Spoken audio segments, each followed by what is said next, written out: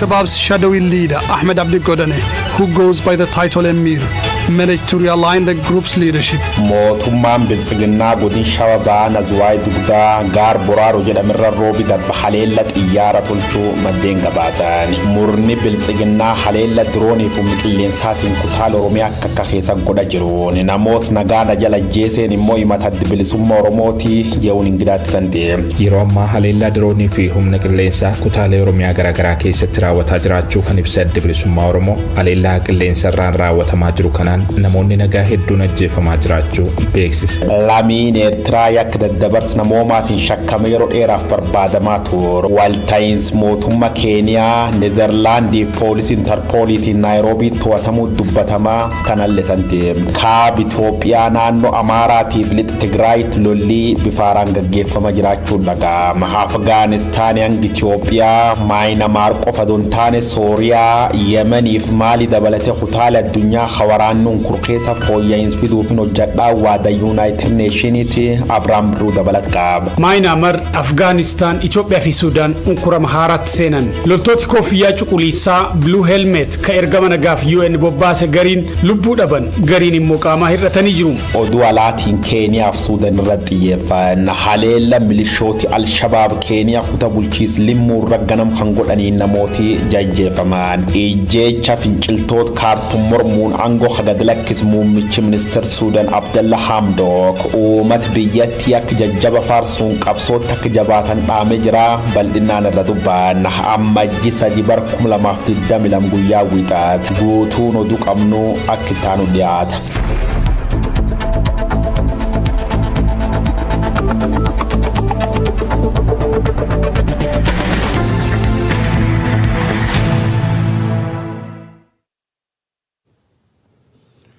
Ashamaa kam jirtu daawwattoota Oromiyaa Miidiyaa Neetwoork oduu har'aaf qabnu isinitti himnaa oduu waliin yoon ingidaas faanan tura.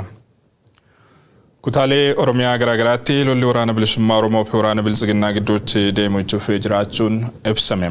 Zoonii giddu galeessaatti humni waraana bilisummaa Oromoo kaaba lixa Shaggar hidha bu'aa bootee keessa socho'u AMAJJII 1/2022 waraana biltsiginnaa uummata Oromoo dararuuf deemu irratti tarkaanfii fudhadhee jedhe. Lola kanaan injifannoo argachuu kan ibse waraanni bilisummaa Oromoo waraana biltsiginnaa dhibbootaan lakkaa'aman galaafachuu beeksiseera. Achuma Salaalee aanaa Dirraattis tibbana tarkaanfii wal fakkaatu fudhachuun milishaa naannoo Amaaraatii ergamuu fi waraana biltsiginnaa tiksuu irratti injifannoo argachuu ibseera waraanni bilisummaa Oromoo. Lolli kun tibbana godinaalee lixaa fi kibba Oromiyaa iddoowwan garaagaraatti akkasumas Harargee lixaa Walloo fi Shawaa lixaattis geggeeffamu odeeffannoon OMN qaamolee garaagaraa irraa argate ni mul'isa. Gama qaama aangoo irra jiruutiin lola tibbanaa waraana bilisummaa Oromoo waliin geggeeffamaa jiru ilaalchisuun wanti jedhame hin jiru.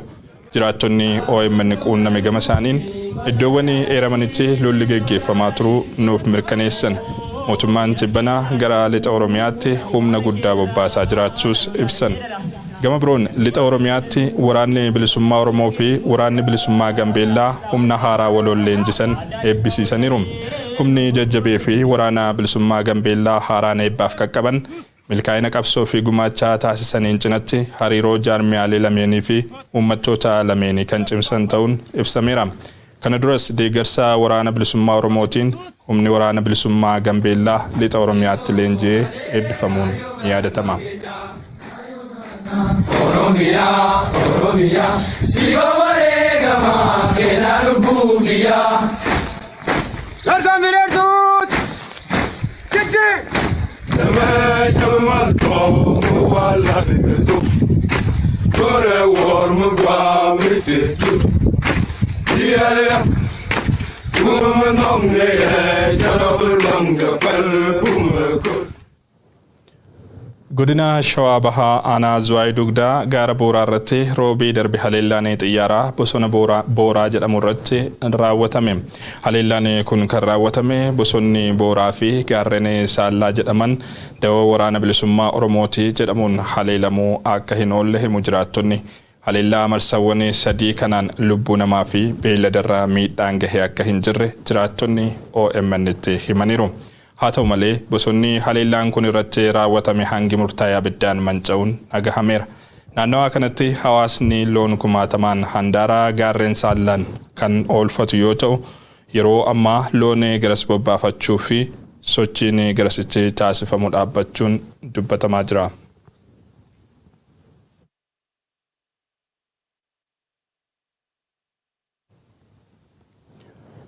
Oduudhuma wal qabateen mootummaan paartii Biltsiginnaa haleellaa diroonii fi humna qilleensaa kutaalee Oromiyaa adda addaa keessatti raawwataa jiruun namoota nagaa hedduu ajjeesaa jiraachuu Adda Bilisummaa Oromoo beeksisee jira. ABO'n ibsa kaleessaa baaseen yeroo ammaa kanatti kutaan Oromiyaa waraanarraa walaba ta'e hin jiru jedhe. Mootummaan bakkoota garaagaraatti diroonii fi xiyyaaraan haleellaa raawwachuun namoota nagaa ajjeesaa jiraachuu kan ibsee Adda Bilisummaa Oromoo godina Shawaa Bahaa Harargee Lixaa naannoo magaalaa Meessoo fi Machaaraa lafa baddaa fi gammoojjii Gindabarat Salaalee Meettaa Walqixxee fi Kiiramuun bakkoota tibbana haleellaan diroonii fi humna qilleensaa itti raawwatame ta'uu beeksisee jira. Guutuun oduu kana itti aanee dhiyaata. Adda Bilisummaa Oromoo ibsa dilbata baaseen mootummaan paartii Biltsiginnaa waraana Oromiyaa fi guutummaa biyyattii keessatti labsa jabeessee jira jedhe. Addichi yeroo ammaa kutaaleen Oromiyaa waraanarraa walaba ta'an kan hin jirre ta'uu ibsuun haleellaan bifa garaagaraan uummata nagaa giddugala godhatee raawwatamaa jiru kan isa yaaddesse ta'uu beeksiseera. Mootummaan paartii Biltsiginnaa yeroo ammaa haleellaa diroonii fi humna qilleensaa kutaalee Oromiyaa garaagaraa keessatti raawwataa jiraachuu kan ibsa Adda Bilisummaa Oromoo haleellaa qilleensarraan raawwatamaa jiru kanaan namoonni nagaa hedduun ajjeefamaa jiraachuu beeksise. Guyyoota muraasa darban keessatti humnoonni paartii Biltsiginnaa araddaalee fi magaalota adda addaa keessatti haleellaa diroonii fi humna qilleensaa raawwachaa akka turan gabaasaaleen nu qaqqabanii jiru kan jedhe ABO'n. Haleellaan kun godina Shawaa Bahaa Harargee Lixaa naannoo magaalaa Meessoo fi Machaaraa lafa baddaa fi gammoojjii Gindabarat Salaalee Meettaa Walqixxee fi Kiiramuutti raawwatamuu ibseera. Gabaasaaleen naannolee kanneen nu qaqqaban akka mirkaneessanitti haleellaan kun kan raawwatame naannoo manneen jireenyaa uummataatti waan ta'eef kan miidhame uummata nagaadha jedhe ABO'n. Paartiin Biltsiginnaa dirooniidhaan uummata nagaa haleeluun isaa kan jalqabaa osoo hin taane ammaan duras Walloo fi Wallaggaa iddoowwan adda addaa keessatti raawwatamee jira jedhe. Paartiin Biltsiginnaa uummatichi waraana isaa deeggaruu waan dideef qofa uummata nagaa dirooniin haleeluu ibse ABO'n. Kana malees humnoonni paartiin Biltsiginnaa hidhachiisee bobbaasuu fi deeggartoonni isaa loltoonni Eertiraa uummata nagaa qe'ee irraa buqqisuu fi mana jireenyaa isaanii gubuuchuuf fanii jiru gochichi haala yaaddessaa irra gahee jira jedhe. Biltsiginnaan gocha isaa kanaan yakka sarbamiinsa mirga namummaa raawwachaa jira jennee amanna. Waan kana ta'eef hawaasni idil-addunyaa dhimma kana walaba ta'ee akka qoratu gaafannaa jedhe. Gaaffileen siyaasaa walqixxummaa fi kabaja mirga dhala namaa biyyattii kallattii maraan muddanii jiran waraana dhaabuu fi marii qaamolee siyaasaa mara hirmaachisa geggeessuudhaan furama malee haleellaa diroonii fi humna qilleensaatiin gonkumaa hin furamu jennee amannaa kan jedhe ABO'n. Hawaasni idil-addunyaa fi mootummoonni addunyaa gareen paartii Biltsiginnaa fi deeggartoonni isaa araddaalee fi magaalota Oromiyaa irratti haleellaa diroonii fi humna qilleensaa akka hin raawwanneef dhiibbaa akka godhan gaafatee jira. Naannoo Amaaraa fi Lixaa Tigraay keessatti lolli bifa haaraan geggeeffamaa akka jiru dhagahame. Humnoonni Tigraay gara duubaatti deebi'uu hordofee qabbanaa'ee kan ture lolli humnoota Tigraay fi waraana Biltsiginnaa deebi'ee eegalamuusaa maddeen keenya waraanaa himanii jiru. Lolli kun naannoo Amaaraa bakkoota tokko tokkoo fi Lixaa Tigraay keessatti taasifamaa jira kan jedhan maddeen keenya waraanaa. Humnoonni Tigraay haleellaa haaraa waraana Biltsiginnaa fi humnoota finxaaleeyyii Amaaraa irratti taasisan kanaan olaantummaa argataa jiru jedhameera. Naannoo Amaaraa godinoota akka godina Gondar Kaabaa, Waakimiraa fi akkasumas Lixaa Tigraay keessatti waraanni bifa haaraan eegalame kun ammallee cufee kallattii garaagaraatiin lolli akka jiru maddeen keenya waraanaa dabaluun mirkaneessanii jiru. Addoota waraanaa kanneen keessaa tokko kan tahe kibba Tigraay magaalaa Kooramirraa gara Lixaatti lolli taasifamaa jiraachuu kan himan maddeen keenya. Waraanni Biltsiginnaa naannoo magaalaa Soqotaa tures naannicha lakkisee bahaa jiraachuu ibsan. Kallattii kanaan maqaa arestii deebisna jedhuun yaaliin humnoonni Amaaraa magaalota akka Allamaaxaa, Carcar, Dhummuugaa fi kanneen biroo deebisanii qabachuuf taasisaa turan guutummaatti fashalee Magaalonni kunniin hunduu yeroo ammaa to'annoo humnoota Tigraay jala jiraachuun ibsameera. Gondar kaabaa magaalota akka Addi Arqaay, Caa'oo Barrii fi naannoo gaarreen kaabaa akkasumas karaa Tigraay lixaa Walqaayit keessatti humnoonni Tigraay waraana bilisiginnaa haleelaa akka jiranis dhagahamee jira. Keessattuu lolli gara Walqaayitiin taasifamaa jiru kun eegaa humnoonni Tigraay Maqalee deebisanii to'atanii booda kan jalqabaa fi lola ulfaataa ta'edhas jedhamee jira. Oduu walqabateen ammoo addi bilisummaa Gaa'oo ibsa baaseen magaalaa godina Waakimraa kan taate Soqotaa deebisee qabachuusaa ibsee jira. Magaalaa Soqotaa gama kaabaatti kan argamtu aanaa Abbargiillee keessatti lolli cimaan humnoota Tigraay fi waraana bilisiginnaa gidduutti deemaa jiraachuun kan beekame wayitaa ta'u magaalli Soqotaa garuu deebitee harka finciltootaatti kufuu ishee hanga ammaa oduun mirkanaa'e akka hin jirre himamee jira. Lola addoota waraanaa garaagaraa irratti taasifamaa jiru kana ilaalchisee gama sirna bilisiginnaatiinis ta'e waraana Tigraay irraa hanga ammaatti ibsi kenname hin jiru. Oduu keenya itti aanuun Afgaanistaanii hanga Itoophiyaa, Miyaanmaarii hanga Siiriyaa, Yemanii fi Maalii dabalatee kutaawwan addunyaa onkuramaa keessa jiran keessatti fooyya'ina fiduu fi bara 2021 keessa carraaqqii jajjabaa akka godhe dhaabbanni mootummoota gamtoomanii himee jira. Lammiilee nagaa baraaruu fi nagaa fi tasgabbii fiduu fi carraaqqiin UN bakkeewwan baay'eetti taasise garuu hin milkoofne. Loltoonni nagaa eegumsaa UN kutaalee addunyaa garaagaraatti ergama nagaa kabachiisuu fi bobba'anitti wareegama lubbuu kaffaluu isaanii UN himee jira. Abrahaam Birruu bal'inaan isinitti hima. Waraanni waggoota dheeraa Siiriyaa fi Yemen bara 2021 itti fufee ture. Maayinaamar, Afgaanistaan, Itoophiyaa fi Suudaan unkurama haaraatti seenan. Loltooti koofiyyaa cuquliisaa Blue Helmet ka ergama nagaaf UN bobbaase gariin lubbuu dhaban, gariin immoo qaamaa hir'atanii jiru. Maalii fi Riippaabilika Afrikaa giddugaleessaa keessatti wareegama guguddaa kaffallee jedha. Dhaabbanni mootummoota gamtoomanii hojiiwwan guguddoo bara 2021 keessa hojjete yoo ibsu. Waraanni waggoota 10 caale ka Siiriyaa keessa namoota 350 nyaatee jira. UN ergama addaa Siiriyaa qondaala J. Pedersen jedhamu ramadee rakkoo Siiriyaaf fala barbaadaa bahe. Waraanni Siiriyaa ka suunaamii suuta deemu fakkaatu dinagdee biyyattii ni burkuteesse. Balaa koronaa vaayirasii boodana dhufe dabalatee malaammaltummaa fi hojimaata badaaf Siiriyaa saaxile. Ergamaan addaa UN kan Siiriyaa akka jedhanitti gaagaamni namoomaa Siiriyaa keessaa walamantaa dhaba gartuu wal waraananii fi haleellaa lammiilee nagaa irratti irra deddeebiin raawwatamuun hammaate. Carraaqqiin heera haarawaa biyyattiif qopheessuuf onkolleessa eegalame bu'aa malee xumurame. Ergamaan addaa kun garuu koreen heeraa hojii isaa akka itti fufu waamicha godhanii jiru. Yemen rakkoon Yemen keessaa waraana bara 2015 eegale irraa ka'a. Amma rakkoon biyya tanaa rakkina nyaata madaalawaa isaa hamaadhaan ibsama. Uummanni miliyoona walakkaa ta'u hanqina nyaataa qaba. Daayirektarri olaanaan sagantaa nyaataa addunyaa David Beasley baatii bitootessaa keessa miliyoononni uummata Yemen fiixee beela'uu irra gahanii jiru jedhanii turan. Waraanni adda hundattuu babal'achaa jira. UN Yemen gaagaama namoomaa isaa maafi hundaa olii keessa biyya jirtu jedhee ramadee jira. UN Yemenitti nagaa buusuuf fulbaana 2021 ergama addaa Hans Grundberg jedhaman ramadee ture. Eega waraanni Yemen eegalee daa'imman qoftii 10,000tu Yemen keessatti lubbuu dhabe. Akka gabaasa UNDP'tti yoo wal waraansi dhaabbate abdiin nagaa Yemen keessa ni jiraataa jedha. Dhaabbanni mootummoota gamtoomanii dubbii Afgaanistaanitti ceenee jirra. Bara 2021 keessa humnoonni Taalibaan biyya Afgaanistaan lola obsa fixachiisaa waggoota booda dhuunfatanii turan. Waraanni naga eegumsaa kan US dabalatee martuu gallakkisanii bahan. Eegisanii jeequmsi hammaatee jira jedha dhaabbanni mootummoota gamtoomanii Afgaanistaan keessatti. Hawwanii fi daa'imman Afgaanistaan dhumaatii fi haleellaawwan hamaadhaaf saaxilamanii jiru. Taliban bulchaa Afgaanistaan akka ta'etti fudhatamee jira. UN deeggarsa namoomaa kennu itti fufa. Miliyoononni ammallee beela keessa waan jiraniif. Waraana Itoophiyaa taatee raaguuf rakkisu. Kaaba Itoophiyaatti namoonni waan nyaatan dhabanii baala magariisa nyaachaa akka turan daayirektarri olaanaan sagantaa nyaataa addunyaa David Beasley waxabajjii dabree akeekkachiisanii turan. Namoonni 350,000 immoo beelaaf saaxilamoo akka ta'an. Tigraay keessatti sarbamni mirga namoomaa hedduun raawwatamee jira. Hojjettoonni dhaabbilee gargaarsa namoomaa osoo hin hafiin haleellaaf saaxilamanii jiru. Itoophiyaan erga labsii yeroo muddamaa labsite as sarbamni namoomaa raawwatamaa jiru waan nama yaachisu. Qondaalli siyaasaa United Nation Rosemary DiCarlo mana maree nagaa dhaabbata mootummoota gamtoomaniitti akka himanitti haalli siyaasaa Itoophiyaa raaguuf rakkisaadha. Balaa jabaa immoo kutaa gaanfa Afrikaatti fidee waan dhufaa jiru. Maayinaamaritti waraanni bulchitoota biyyattii fonqolchee baay'ee isaanii mana hidhaa galche. Barreessaa olaanaan dhaabbata mootummoota gamtoomanii Antooniyoo Gutaaresh adeemsa kana balaaleffatanii jiru. Sana hordofee labsiin yeroo muddamaa labsamee jira.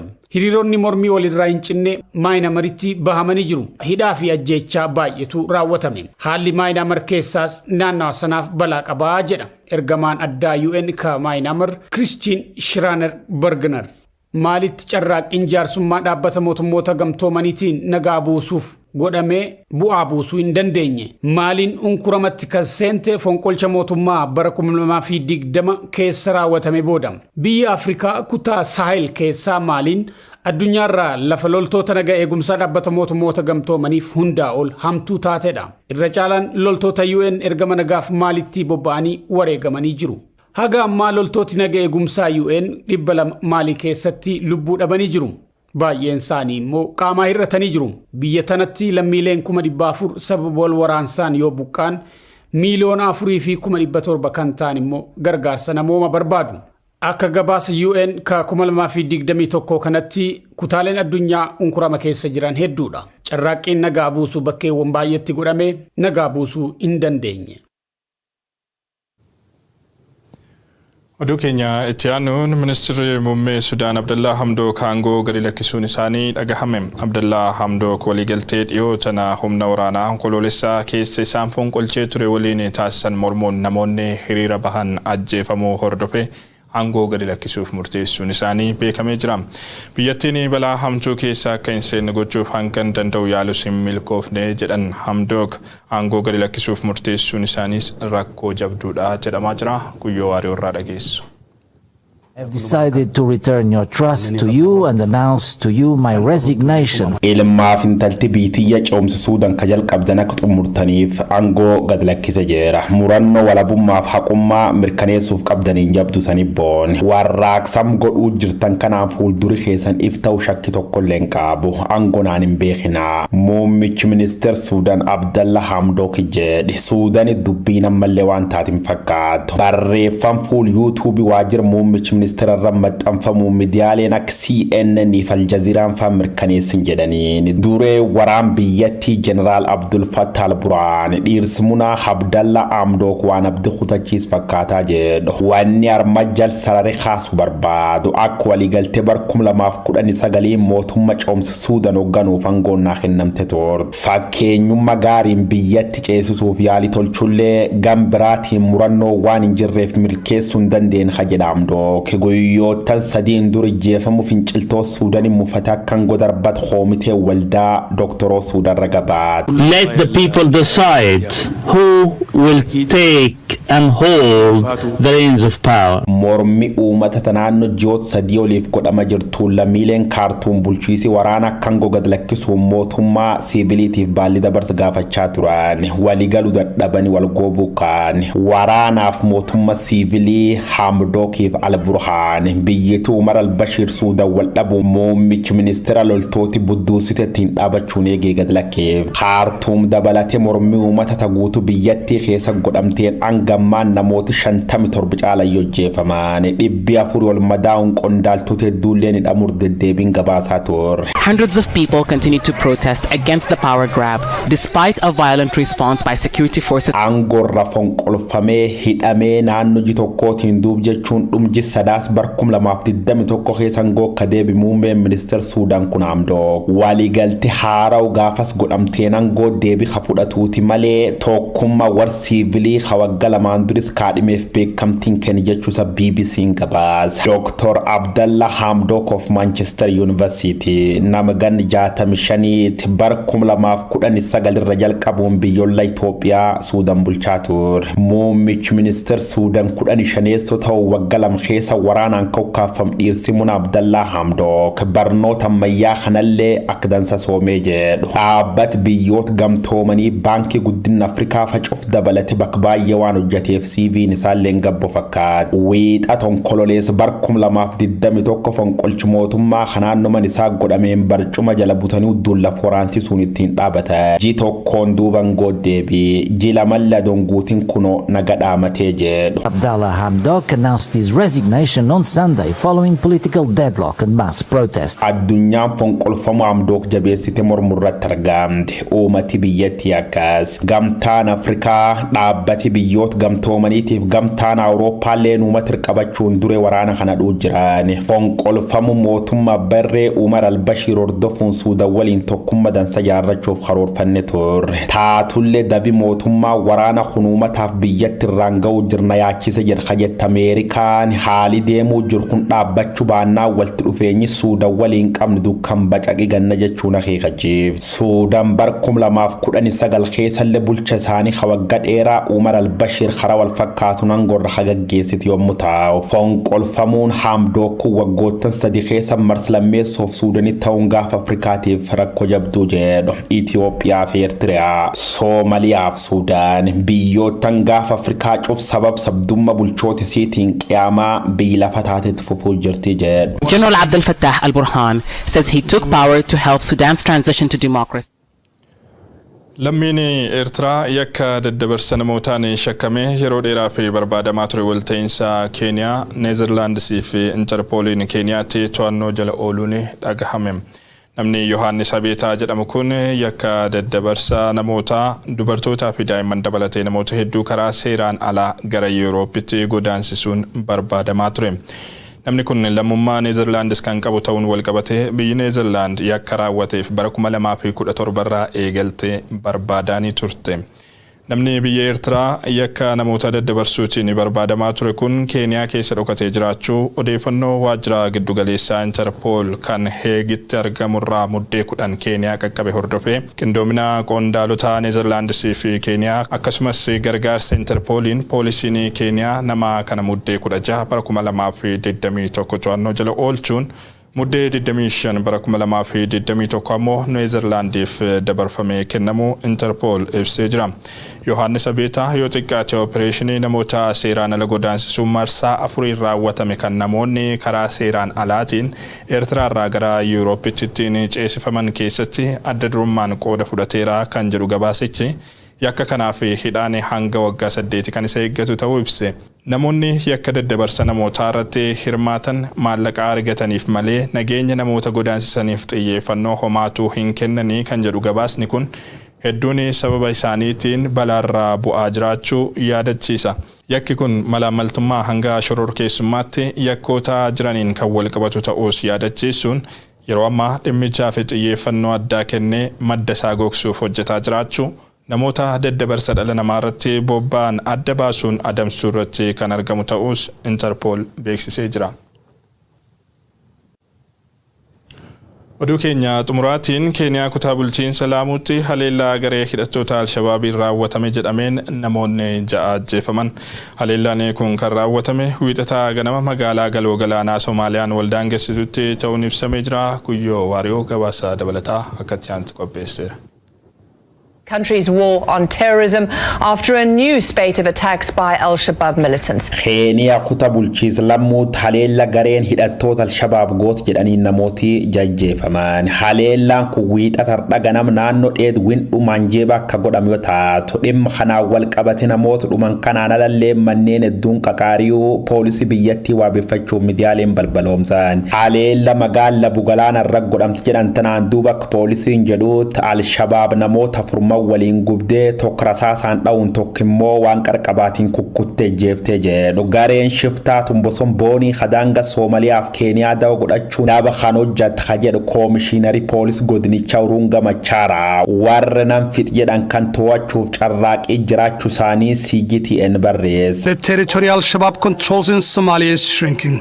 The group has also just emerged from a leadership struggle. Kenya guyyaa lamaan duralle godinum kan keessa bombi al-shabaab man sitee mucaan dhokdhoqqe gustokko jeefama poolisiin haleellaan dheed kana godhamu waan danda'uuf eega ture jedha gareen harakaat al-shabaab al-muhaajid gabaabsina yaamni immoo al-shabaab jedhamuun beekamtuun bar 1990 kee dhaabbachuun bar 2012 loltoota AS waliin furmaa qabaachuuf gooti jalqaba bar 2006 immoo biyya Abdullaahi Farmaajoo Soomaaliyaa dhuunfatteen booda loltoota Itoophiyaatiin garqoota Soomaaliyaa dhiibamu siitto deeffama. A year later, facing thousands of Kenyan and Somali government troops and the occasional suspected American drone strike. Teerot shariyaa jajjaboo labsuun dhiirsi malee dhiirdhibi waliin rafta dhaqaachaan ijjeesuu nam wahatar kirra muruuf bombiya gaara geettuumat nagaa darbachuun gurguddaa horat gareentuun namootan kum dhibbaatama caalan haleella riphiloltummaa kanaan fula dhugaa gaggeessu si dubbatama. Keeniyaa kutaa bulchiis mandheeraa waajir lammuuf gartokke kilifillee al-shabaab haleella wal fakkaata godhu barbaaddi uummati of eeggannoo godhu qab jechuun erga dabarsa poolisiin mootummaa Keenyaa taan garee tan jabeesse qolachuuf loltoota dhugu bobbaasuu isaa dubbata.